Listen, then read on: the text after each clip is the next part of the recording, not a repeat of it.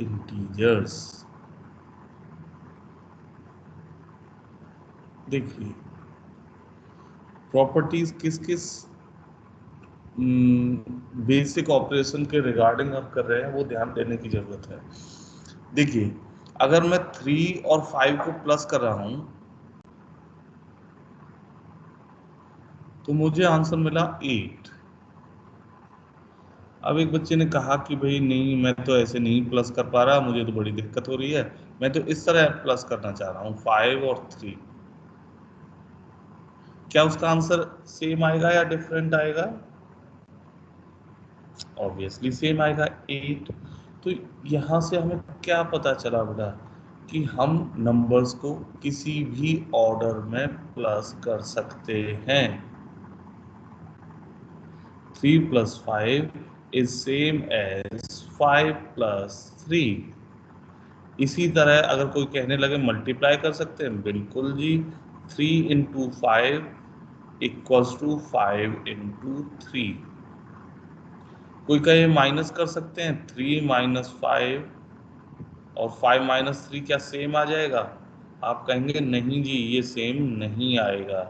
क्यों नहीं आएगा? एक साइड प्लस का आंसर आएगा, एक साइड माइनस का आंसर आएगा। क्योंकि दोनों साइड सेम आंसर नहीं आ रहा तो हम ये कहेंगे कि यहाँ पे ये प्रॉपर्टी नहीं लग रही। अच्छा, तो इस प्रॉपर्टी का नाम क्या है? अब मैं आपको नाम बता देता हूँ। This property is called commutative. लोग अलग अलग नाम बोलते हैं, इसका सीधा नाम है कम्यूटेटिव प्रॉपर्टी। और है क्या बताइए? ये बताती है हमें कि दो नंबर्स को किसी भी ऑर्डर में हम प्लस कर सकते हैं या फिर उनको किसी भी ऑर्डर में मल्टीप्लाई कर सकते हैं। देखिए इसे सिंबल्स की फॉर्म में ऐसे लिखते हैं, a plus B is same as b plus A. ठीक है जी। अगर मुझे इसे मल्टीप्लाई के लिए लिखना होगा ना तो मैं इससे इस तरह लिखूंगा, a into B equals to b into A. ये इसके दो फॉर्म हो गए। इसको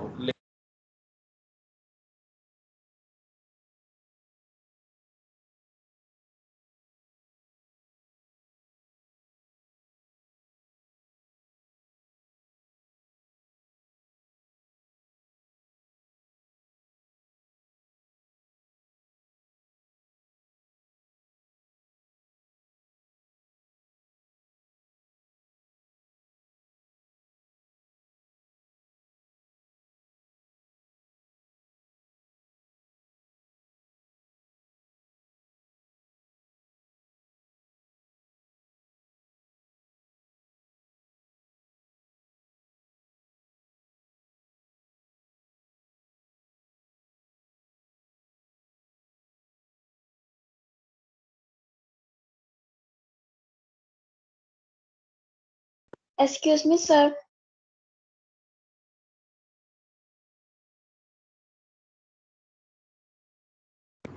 Sir, you are हाँ muted. नोट डाउन करिए। एक मार्च की है तो शायद।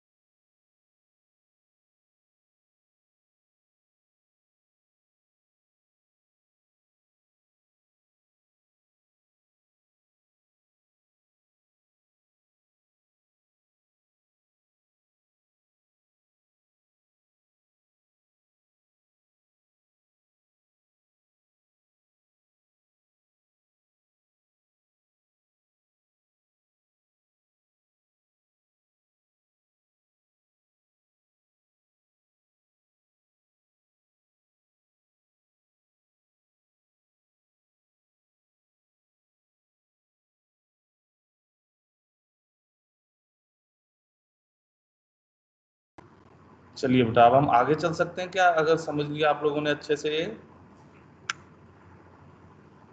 Yes, sir. ओके, 5 प्रॉपर्टी करानी है बेटा, और फिर आज यही काम है, इनको आपको अच्छे से समझ लेना। देखिए सेकंड प्रॉपर्टी बड़ी इंटरेस्टिंग है। सेकंड प्रॉपर्टी कहलाती है एसोसिएटिव।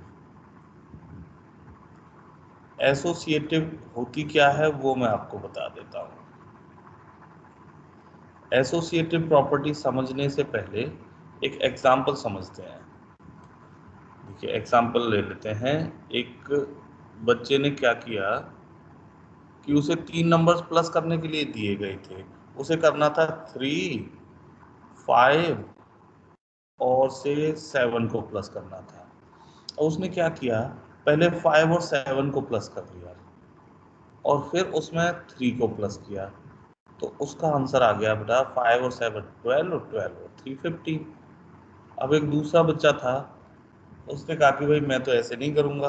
उसने क्या किया, 3 और 5 को पहले प्लस कर दिया, 8 आ गया उसका आंसर।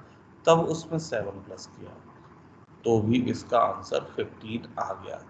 ठीक है, तो हमें पता चला बेटा कि हम किसी को भी पहले प्लस कर लो, किसी को बाद में प्लस कर लो, आंसर रिमेन्स अनचेंज्ड। तो इस प्रॉपर्टी को हमने नाम दे दिया एसोसिएटिव प्रॉपर्टी। और सिंबल्स की फॉर्म में इसे कैसे लिखेंगे वो ध्यान देंगे आप। सिंबल्स की फॉर्म में इसे ऐसे लिखेंगे कि पहले बी और सी को प्लस करो, या पहले ए और बी को प्लस करो, सी को बाद में प्लस करो, answer would remain the same. I am sure सबको समझ आ गया ये बेटा अच्छे से। ओके, अगर किसी बच्चे को नहीं आया है, he or she can send me the message in chat box, मैं देख लूंगा, बात कर लूंगा उस बच्चे से। प्रॉपर्टीज तो बेटा आपको अच्छे से आ जानी चाहिए, then only we can proceed further. चलिए नोट डाउन कर लें अच्छे से।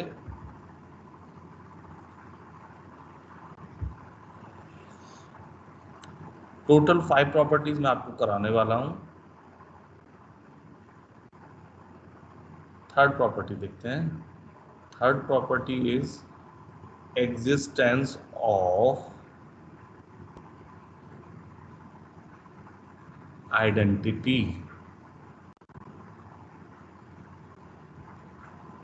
आइडेंटिटी कहते किसे हैं बेटा, ये ध्यान से सुनना बेटा और समझना। ऐसे एलिमेंट को आइडेंटिटी कहेंगे, इसे ई से डिनोट करेंगे जिससे उस नंबर पर कोई असर ना पड़े। मान लिया मेरे पास 5 है एक नंबर, तो मुझे ऐसा नंबर बताइए जिसको मैं 5 में प्लस करूं और उस नंबर पे कोई चेंज ना आए। ऐसा कौन सा नंबर होगा जिसको 5 पर प्लस करने के बाद जो नंबर है वो वापस से 5 ही रहे।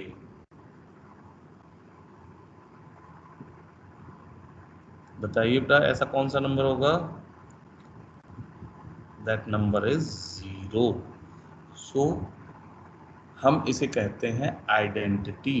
कौन सी आइडेंटिटी, एडिटिव आइडेंटिटी। एडिटिव क्यों वर्ड यूज किया मैंने, क्योंकि हमने ऐड किया था। Additive identity. अगर मैं मल्टीप्लिकेशन यूज करता, देखिए आगे दिखाता हूं मैं आपको। ऐसा कोई नंबर मुझे बताएं आप जिसको मैं से 7 से मल्टीप्लाई करूं तो आपका आंसर वापस से 7 ही आ जाए। What is that number, obviously 1। So multiplicative identity क्या हुई,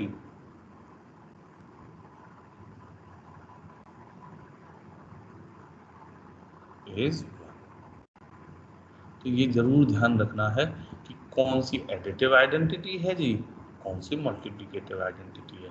तो एडिटिव आइडेंटिटी अगर कोई पूछे तो 0 कहेंगे हम, और मल्टीप्लिकेटिव आइडेंटिटी उसे कहते हैं जो 1 होता है। ठीक है, अब देखिए अब फोर्थ प्रॉपर्टी पे आ गए। एग्जिस्टेंस ऑफ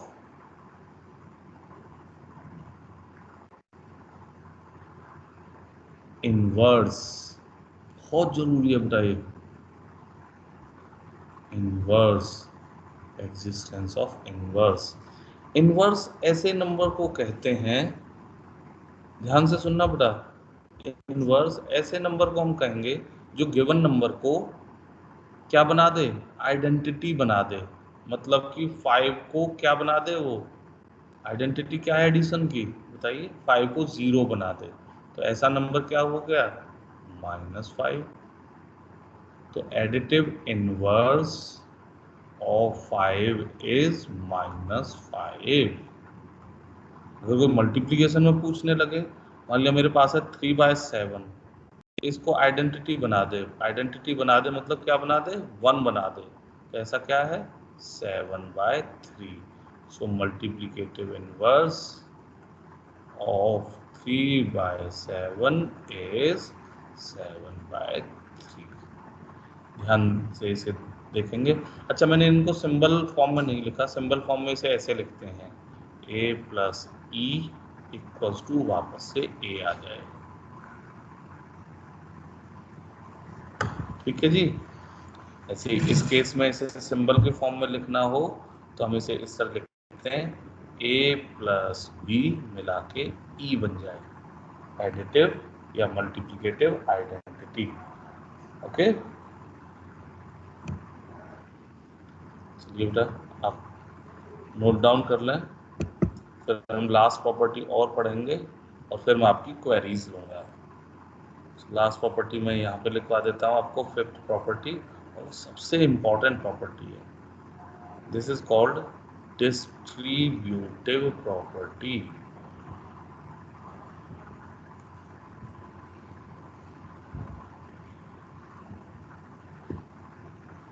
ये सबसे इम्पॉर्टेंट है बेटा, और सबसे ज़्यादा बार ये ही यूज होती है। इसको देखें, ये होता क्या है, कॉमन वर्ड्स में अगर 2 टर्म्स हैं या 2 से ज़्यादा टर्म्स हैं, उनमें से कॉमन निकाला गया है, 2 या 2 से ज़्यादा टर्म्स में से कॉमन निकालना इज कॉल्ड डिस्ट्रीब्यूटिव प्रॉपर्टी। इसको सिंबल्स की फॉर्म में कैसे लिखते हैं, a × b + a × c = a × b + c। तो इसे हम दोनों तरह से यूज कर सकते हैं। अगर दोनों टर्म्स में कुछ कॉमन है तो कॉमन निकाल सकते हैं, अगर कॉमन निकाला हुआ है तो उसे दोनों टर्म्स के ऊपर डिस्ट्रीब्यूट कर सकते हैं। ओके, एक एग्जांपल देखते हैं इसका अच्छा सा।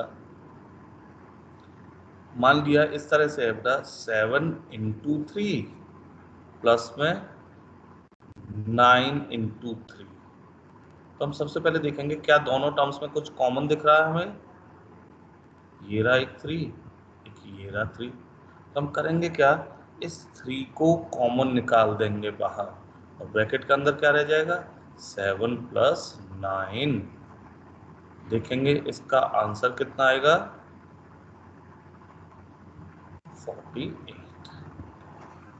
ठीक है। सो ये 5 प्रॉपर्टीज हैं, इनको आप नोट डाउन करेंगे और फिर मैं एक बार आपकी क्वेरीज लूँगा, तब हम आगे बढ़ेंगे। आज का टॉपिक यही रहेगा। आज हम कोई क्वेश्चन आंसर्स नहीं करेंगे, we need to do the properties only.